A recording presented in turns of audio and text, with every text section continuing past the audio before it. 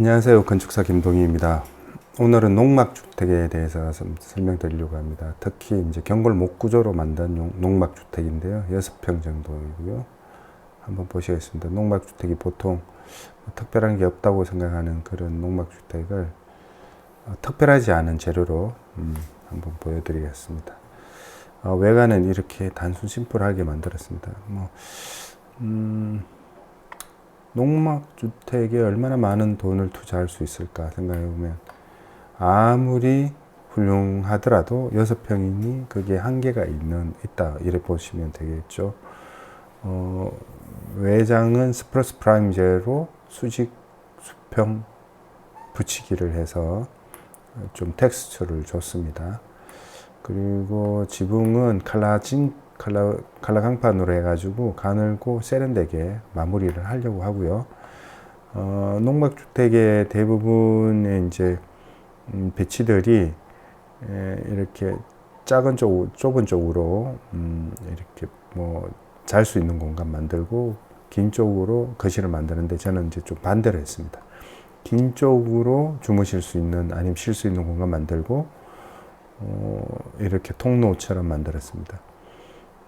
그렇게 할 수 있었던 게 이 모서리에 코너창 그걸 만들었기 때문에 그게 가능합니다. 또 이렇게 함으로써 이 공간 내부에서 밖을 보는 뷰가 굉장히 좋다.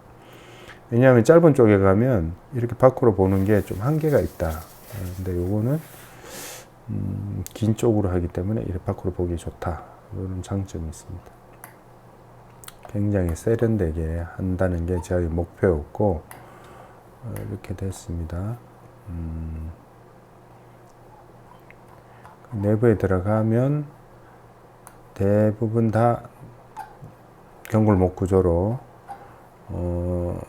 다 엮어서 만들어 놓은 거고 이게 다 경골목 구조로 선반과 기둥과 선반들이 다 만들어지는 겁니다. 그리고 이쪽에 오른쪽에 보면 오른쪽은 다락에 올라가는 계단이 있고 더 오른쪽에는 부엌이 있습니다. 여기 냉장고 있고 싱크대 있고 싱크대 보일이 있고 그렇습니다. 왼쪽은 화장실입니다. 위쪽으로 가면 다락이 있습니다. 그리고 그 위에 천창 요게 있죠. 천창이 있습니다. 이게 전부인데 깔끔하게 하는 게 제 목표고 창을 최대한 줄여서 공사비를 최대한 낮추겠다라는 목표를 가지고 있습니다. 빨리 짓고 심플하게 짓고 경제적이고 색다르고 모던하고 뭐 이런 것들이 다 녹여서 하려고 하고요. 요 침대 부분에서 다 장을 수납할 수 있는 장을 만들었습니다. 여기는 화장실이 있죠. 화장실 이렇게 들어가면 화장실이 있죠. 아이고 다행이다. 화장실이 있네요. 문 열고 화장실 없었으면 큰일 날 뻔했습니다. 화장실이 있고요.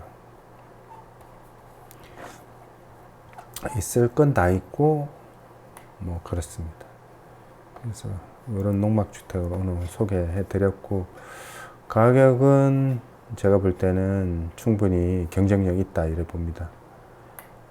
이게 창호가 거의 요게 다잖아요. 지금 보이는 게 다고 문 있고 천창이 있고 이 스프러스 프라임제가 생각보다 좀 저렴합니다. 저렴하고 특별한 게 없습니다. 네.